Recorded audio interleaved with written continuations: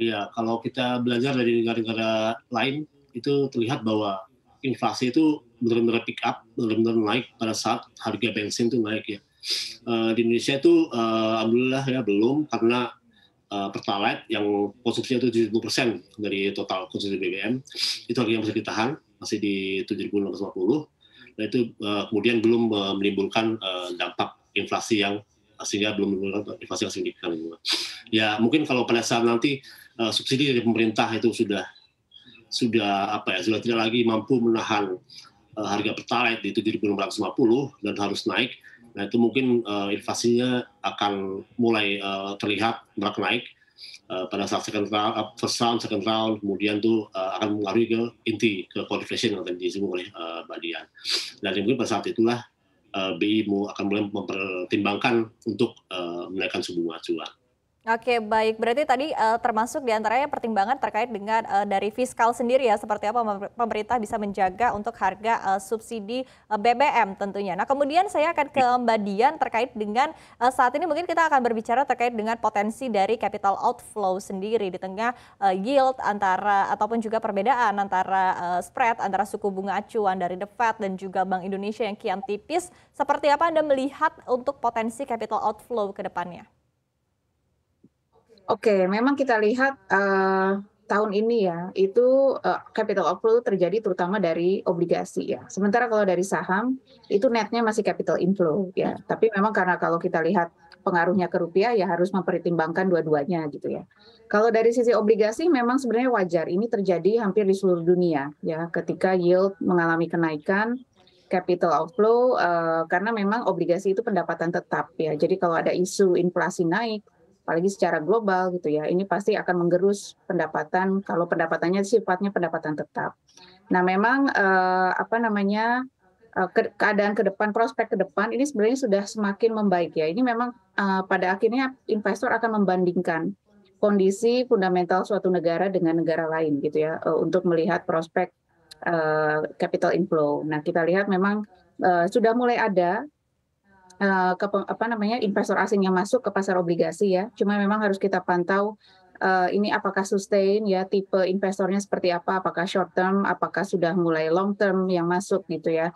Tapi memang seiring dengan prospek ekonomi yang membaik, inflasi yang, terjaga gitu ya, harapannya nggak akan sedalam inflasi atau setinggi inflasi di negara-negara lain, harusnya prospek capital inflow ke Indonesia itu harusnya masih bagus gitu ya. Oke, baik. Nah, kemudian tadi, terkait dengan seperti apa nanti apakah akan sustain atau tidak dari, investor yang masuk ke dalam pasar obligasi juga ini dilihat mungkin dari salah satunya adalah yield-nya juga begitu dan ini menarik kalau kita lihat intervensi dari Bank Indonesia di SBN ini juga kan sudah, mulai membanjiri pasar sekunder dan bahkan yield-nya juga sudah naik dan sudah berada di atas 7% begitu untuk tenor yang 10 tahun. Nah, Anda melihatnya Mas Aji begitu untuk potensi kenaikan dari yield ini sendiri seperti apa? Potensi itu masih ada ya.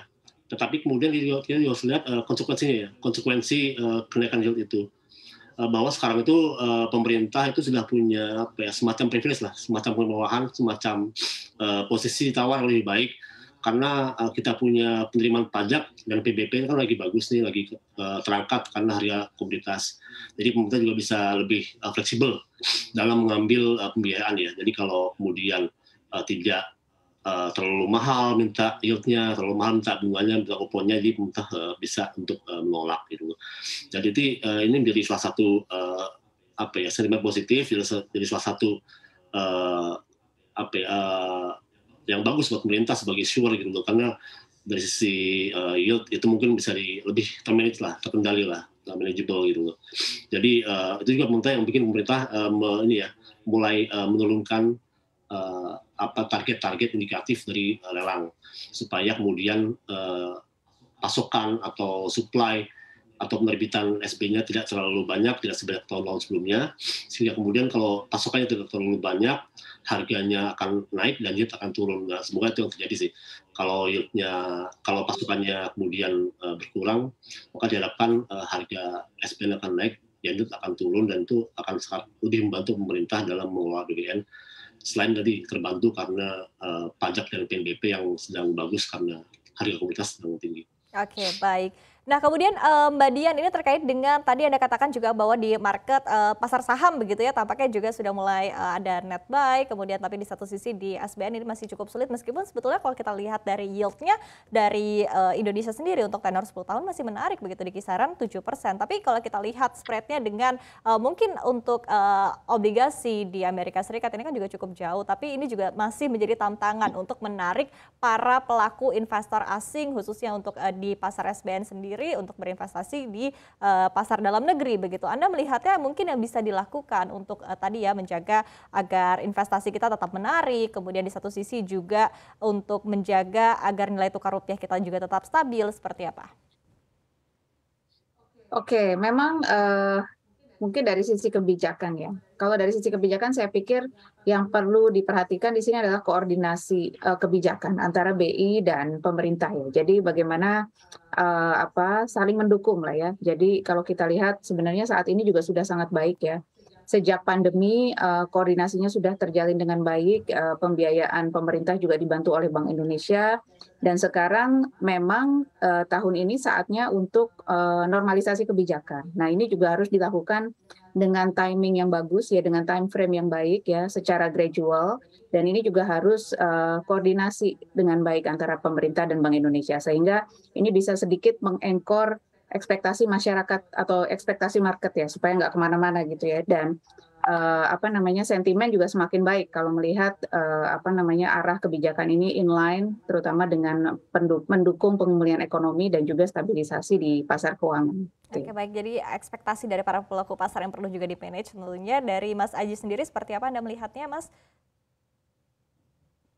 Iya, jadi tadi betul seperti kata Mbak Dian bahwa kita harus memanage juga informasi pasar karena pasar ini juga sedang banyak lah yang diperhatikan seperti perkembangan perang di Ukraina, kemudian juga kasus COVID-19 yang kembali meningkat di China dan menyebabkan beberapa daerah juga kemudian kembali lockdown, kemudian pengembangan Taiwan dan US yang sedang agak memanas ini tegang hubungannya. Nah ini ada banyak yang perlu dicermati oleh pasar di sisi global ya, sisi eksternal. Sehingga di dalam negeri kita harus memanage sentimen itu sebaik mungkin, senyaman mungkin buat investor supaya tetap berada di Indonesia.